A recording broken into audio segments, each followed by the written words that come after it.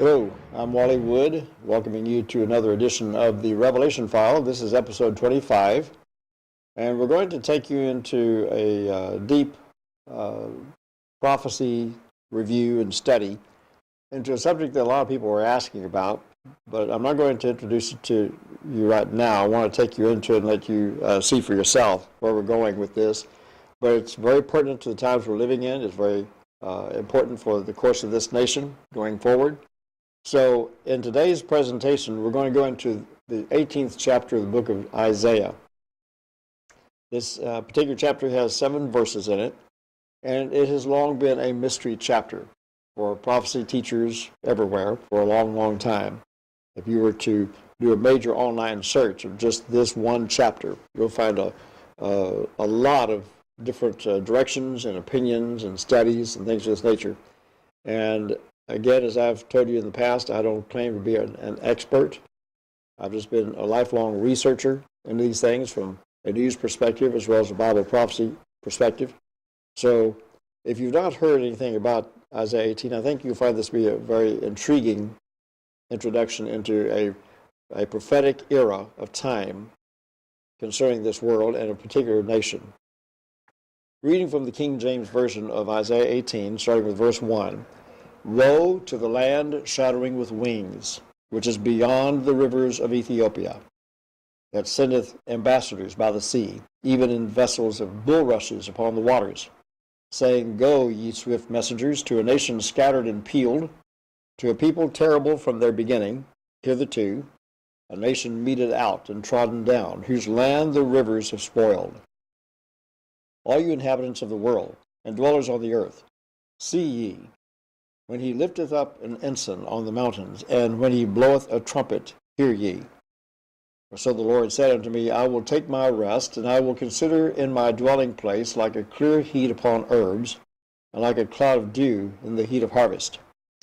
For before the harvest, when the bud is perfect, and the sour grape is ripening in the flower, he shall both cut off the sprigs with pruning hooks, and take away and cut down the branches. They shall be left together unto the fowls of the mountains, and to the beasts of the earth, and the fowls shall summer upon them, and all the beasts of the earth shall winter upon them.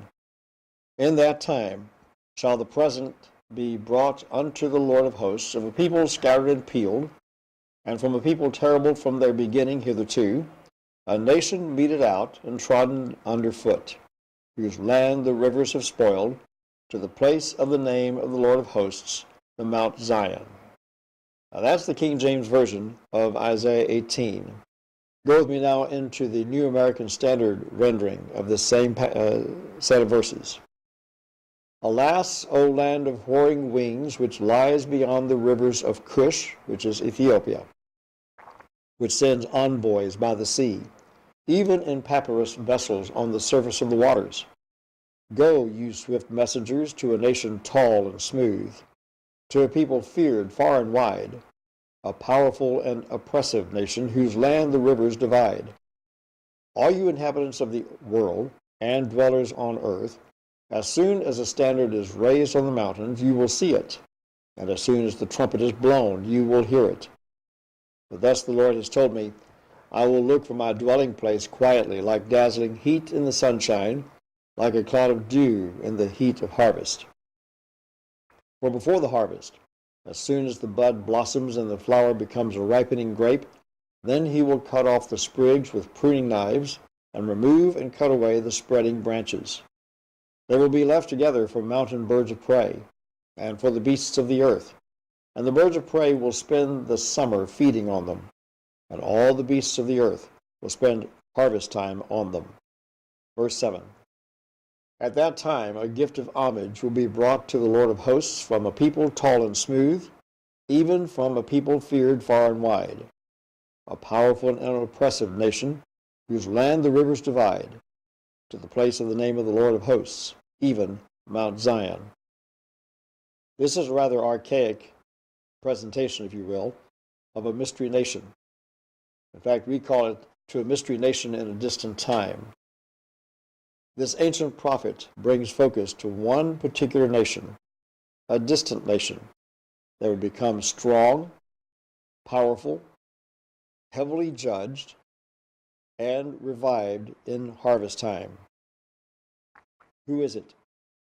We've prepared a manuscript that you see on the screen right now entitled Isaiah 18, to a mystery nation in a distant time. And we'll give you more information on how you can order this particular manuscript. It's available on our website at wallywoodministries.com. But proceeding with the study, the question is America in Bible prophecy? And that has long plagued Americans for quite some time. As big a nation as this is, as powerful a nation as it is, and there seems to be no clear indicator in Bible prophecy that most have understood that applies directly to this nation like it has other empires that have gone before us. So that's the question we're addressing here in today's study. So let's identify this particular nation in Isaiah 18. Starting with verse 1. Alas, a land of whirring wings, which lies beyond the rivers of Cush. Beyond the rivers of Cush. Beyond means across, opposite, far away, to cross over, to go beyond. It appears 20 times in the Old Testament. In Genesis 50, verses 10 through 11, they came to the threshing floor of Atad, which is beyond Jordan. Wherefore the name of it was called Abel Mizraim, which is beyond Jordan. Deuteronomy 3:20, until they also possess the land which the Lord your God has given them beyond Jordan. 1 Kings 14:15, for the Lord shall smite Israel and shall scatter them beyond the river. Isaiah 9:1, did more grievously afflict her by the way of the sea beyond Jordan in Galilee of the nations. Now, we're stressing this point because of much interpretation of the use of this word beyond in this particular chapter of Isaiah 18. And the debate between translators is kind of befuddles me. If beyond means beyond this point in all other cases as shown, why doesn't it mean beyond in this case as well? All Bibles, most Bibles have themes to their pages. And the Bibles I've looked through on this particular chapter say that this is a curse or a woe against Ethiopia. But we clearly see in verse 1 that this is to a nation beyond the rivers of Ethiopia. The NIV calls it a prophecy against Cush. The King James Version, a message to Ethiopia. These are the headers, or the chapter titles on the top of Isaiah 18. The New American Standard calls it a message to Ethiopia. And all these other versions, a message about Ethiopia, an oracle concerning Ethiopia, the Lord's message to Cush, all down the line, the interpreters have believed that this is directed at the nation of Ethiopia. 22 translations in all, courtesy of BibleHub.com. And they all point to the fact that this prophecy is against Ethiopia. We have an issue with that because of what we just shared with you earlier. The definition of the word beyond in the Strong's Concordance all point to beyond, on the other side, not at the point of reference. To a nation out there somewhere, beyond the rivers of Ethiopia. Same word, beyond the Jordan. We read those verses. Why would it not be beyond the rivers of Ethiopia? Alas, O land of whirring wings, which lies beyond the rivers of Cush. Whirring wings. Very descriptive. In the abundance of Bible commentaries available, the general consensus on this chapter of Isaiah is one of uncertainty as to exactly what nation is being addressed here. The assumption is that the fulfillment of this prophecy has already occurred. As for the mention of wings, here too it's a broad interpretation having to do with sights and elements common to the times of the prophecy. As you read through these commentaries, you find occasional agreement and, more likely, disagreement and debate. on this matter of whirring wings. As is the case through much of Bible prophecy, what are the chances that this particular prophecy in Isaiah 18 has a dual application? That it had both a fulfillment in the time that it was written and a fulfillment later in history. This is our focus in this particular presentation today, the persuasion that this is one of those dual prophecies. It has its place in both the past and the future, history and unfulfilled prophecy, a future that would come to pass in the last days of the last generation. We begin with the evidence presented in this particular prophecy of the whirring wings. In the future setting, in a modern context, what would whirring wings suggest? The first thing that comes immediately to mind would be the sights and sounds of modern aircraft such as helicopters and propeller aircraft.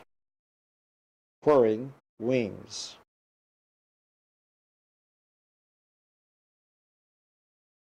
This distant nation would be a land shadowing with wings, according to the scriptures, where air flight would be a common occurrence, a nation whose population would spend a great deal of time in the air, a concept totally unimaginable to those living in ancient times when the prophecy came forth. In 2013, topping the list of the top 10 nations of per capita air flight was the United States of America, with an average of over 740 million passenger hours per year, over twice as many passenger hours as its nearest competitor, that being China. O land of whirring wings. Verse 2, which sends envoys by the sea, even in papyrus vessels on the surface of the waters. Sends envoys by the sea on the surface of the waters. To do this with the world, to do business with the world, this nation would have to go over the surface of the waters to do so. Go, swift messengers, to a nation tall and smooth, according to the New American Standard. From the 19th through the bulk of the 20th centuries, the tallest men in the world were from the United States of America. The colonists were about 2 inches taller than the British they defeated in the Revolutionary War, and Americans towered over 3 inches above the average Dutch and other Europeans by the 1850s. That trend prevailed for 2 centuries through both world wars, as America's wealth and influence paralleled its dominant height around the globe. In the 1950s, however, Americans stopped growing, and the Europeans began catching up. Speculations about as to why, no real answers. Nobody knows why. But we're told in the scripture, in the prophecy, that this is a nation tall and smooth-skinned. Go, swift messengers, to a nation trodden down and meted out, in the King James Version. Trodden down and meted out is rendered by some Bible commentaries to mean surveyed and plotted out, suggesting that the nation in question is heavily partitioned with divisions, subdivisions, regions, and the like. It was confirmed by the U.S. Geological Survey in May of 2015 that the United States is the most over-surveyed nation by far, with more states, regions, cities, streets, and highways than any other nation. A nation trodden down and meted out. A nation surveyed. Verse 2, to an aggressive nation of strange speech, according to the NIV version, the New International Version of Scriptures, strange speech. It is widely held that the prophet Isaiah lived and ministered in the 740 to 680 BC time frame of history. From some of the most thorough archives into the history of languages, it appears that there were perhaps a dozen known languages in Isaiah's time. It would stand to reason, then, that any nation and its language that did not exist at that time could be considered strange by comparison to that which was known. So, for the prophet to specify that a particular faraway nation would one day exist that would have a strange language as compared to all other languages and tongues warrants more attention than would otherwise be necessary. For a language to be truly strange, it would likely come from different roots than most other languages. Please follow me on this. It would not be ancient in origin by comparison. Ancient languages were rooted in pictures, picture words. But the newer languages were not. And this is the comparison we're going to make. Interestingly, English is a West Germanic language that originated from the Anglo-Frisian dialects and was brought to Britain by Germanic invaders or settlers from what is now called northwest Germany and the Netherlands. It uses a vocabulary unlike other European languages in the same era. A large portion of the modern English vocabulary came from the Anglo-Norman languages. English frequently makes use of loan words originating from other languages. It is truly a strange, hybrid, multilingual, multicultural language. According to the Global Language Monitor of Austin, Texas, quoting, "What is special about English, however, is the fact that it has acquired an immense number of words and is the first truly global language. English is the first language to literally span the globe. Today, English is spoken by some 2 billion people as their first, second, or their business language." End of quote. So it's a hybrid language, a strange language. Verse 2 continuing, "Whose land the rivers divide," according to the New American Standard Version. The United States of America has over 250,000 rivers, covering over 3.5 million miles, according to the United States Environmental Protection Agency. In total land mass, the nation covers 3.8 million square miles, making it the 4th largest country in land coverage. No other nation, however, has as many rivers covering as much of the total land mass as the United States. Verse 3, "All you inhabitants of the world and dwellers on earth, as soon as a standard is raised on the mountains, you will see it, and as soon as the trumpet is blown, you will hear it." This is again the New American Standard Version of Isaiah 18. A standard is raised on the mountains, and the trumpet is blown, and you will hear it from this particular nation. The United States has 736 embassies and consulate offices worldwide. Here's the breakdown. Africa, 42, the Americas, 56, East Asia and Pacific region, 42, Europe and Eurasia, 89, Middle East and North Africa, 23, Central and South America, 20. This is the number of embassies and consulate offices that the United States has worldwide. And what you see here is not a completed list because there's 736 of them worldwide. We have more of those offices than any other nation out there. Verse 4, "For thus the Lord has told me, I will look from my dwelling place quietly, like dazzling heat in the sunshine, like a cloud of dew in the heat of harvest." He will look quietly. That's judgment terminology. From the Scopes money trial of 1925, that was seen as both a theological contest and a trial on whether modern science regarding the creation and evolution controversy should be taught in schools, to the High Court removal of prayer and the Bible from public schools in 1962 and beyond, America at large has decided to systematically remove God, Jesus, and the use of the Bible from the public preference. In the decades since, America's moral compass has been turned inside out and upside down. I make note of the fact that he says, "I will look from my dwelling place quietly." To me, that suggests that he's been pushed out. He's been told to mind his own business and leave our business alone. So, in his rejection in this particular country and among its citizenship, he is left to look upon that particular nation in quiet judgment. The number of Americans who claim to have no religious affiliation is the, quote, "the highest it has ever been since data on the subject started being collected as far back as the 1930s. Fully 1/5 of this nation, 20%, claims no religious affiliation at all. Does that mean that the remaining 80% are religious? Not really. According to these surveys, a growing majority within the majority, while claiming to believe in God, tend not to give him much thought, let alone pray to him. The Huffington Post reports, quote, men are less religious than women. Whites are less religious than African or Mexican Americans. Liberals are less religious than conservatives. People in the West and Northeast are less religious than Southerners or Midwesterners.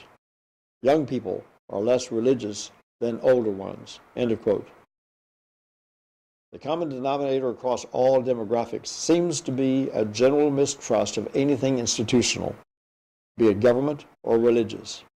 Quoting, religious institutions themselves have lost their legitimacy in the eyes of many Americans due to sexual and financial scandals or political overreaching by the so-called Christian right. Americans have a wariness to institutions in general, but a particular wariness to religious institutions, end of quote, the Huffington Post reports. On Tuesday, January 28, 2014, Russian President Vladimir Putin took an historic step outside his norm and sounded more like a Christian evangelical than the mobster personality that he's known to be. When speaking at a press conference, he made this observation, and I quote, many Euro-Atlantic countries have moved away from their roots, including Christian values. Policies are being pursued that place on the same level a multi-child family and a same-sex partnership, a faith in God, and a belief in Satan. This is the path to degradation, end of quote. Imagine President Vladimir Putin saying that, talking about the dissolution of Christian values. Putin's observations were followed by those of the head of Russia's Orthodox Church, Patriarch Kirill I, who said to a reporter at the same time, today's Western leaders are engaging in the spiritual disarmament of their people. The general political direction of the Western political elite bears, without doubt, an anti-Christian and anti-religious character. We, in Russia, have been through an epoch of atheism, and we know what it is to live without God. We want to shout to the whole world, stop. End of quote. A warning to America. Quoting, with hurricanes, tornadoes, out-of-control fires, mudslides, flooding, severe thunderstorms tearing up the country from one end to the other, and with the threat of bird flu and terrorist attacks, are we sure this is a good time to take God out of the Pledge of Allegiance? End of quote. So said Jay Leno. Who would have thought that Jay Leno would make a comment like that? He's putting his finger on the pulse of the de-Christianization of this country, just as was prophesied in Isaiah 18. Isaiah 29:6. From the Lord of hosts you will be punished with thunder and earthquake and loud noise, with whirlwind and tempest and the flame of a consuming fire.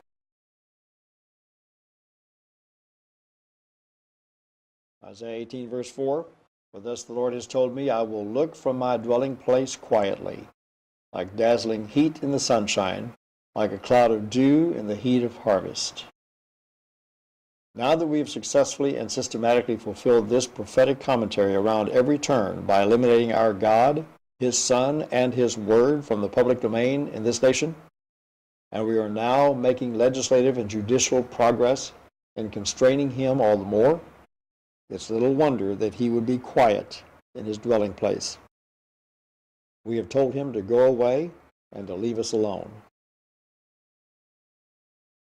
To this distant nation at a distant time, whose people are tall and smooth and of a strange speech, who are fearsome, aggressive, and powerful from their beginning, whose land the rivers divide and who sends their emissaries and ambassadors to other nations by way of the seas, this all-powerful, influential nation among the nations will find itself subjected to the heated gaze of the God in whom they say they trust. Verse 4, like dazzling heat in the sunshine, like a cloud of dew in the heat of harvest, such is the nature of his glare. When? Or before the harvest. Verse 5. What kind of harvest? Revelation 14, verses 14 through 16. Then I looked, and behold, a white cloud, and sitting on the cloud was one like unto the Son of Man, having a golden crown on his head, and a sharp sickle in his hand. And another angel came out of the temple, crying out with a loud voice to him who sat on the cloud, Put in your sickle and reap, for the hour to reap has come, because the harvest of the earth is ripe. And he who sat on the cloud swung his sickle over the earth, and the earth was reaped. The action of a harvest. Mark 13, 26 through 27. Then they will see the Son of Man coming in the clouds with great power and glory, and then he will send forth the angels, and will gather together, harvest, his elect from the four winds, from the farthest end of the earth to the farthest end of heaven. I will look for my dwelling place quietly, like dazzling heat in the sunshine, like a cloud of dew in the heat of harvest. End of quote. We're going to leave the study at this point. We'll come back for another episode in which we'll wrap this up. But I think that we've made the point rather clear that this particular prophecy in Isaiah 18 speaks specifically to this one nation, the United States of America. And it paints the future going forward with a promise of revival at the end. Come join us again at our next episode. I'm Wally Wood. You have been watching the Revelation File Report with Wally Wood, a Wally Wood Ministries production from Houston, Texas. You are able to support the ministry by donating at wallywoodministries.com and by mail at Wally Wood Ministries, P.O. Box 42005, Houston, Texas 77242. Wally is available to present full 2-hour forums in your city called the Revelation File News Forum. For more details, contact Andy Valadez at 713-560-3348 or by email at andy@andyvaladez.com. The Revelation File News Report is a weekly update of global trends in the news as it aligns with end-time Bible prophecy. Tune in again next time and be sure to like and share this channel.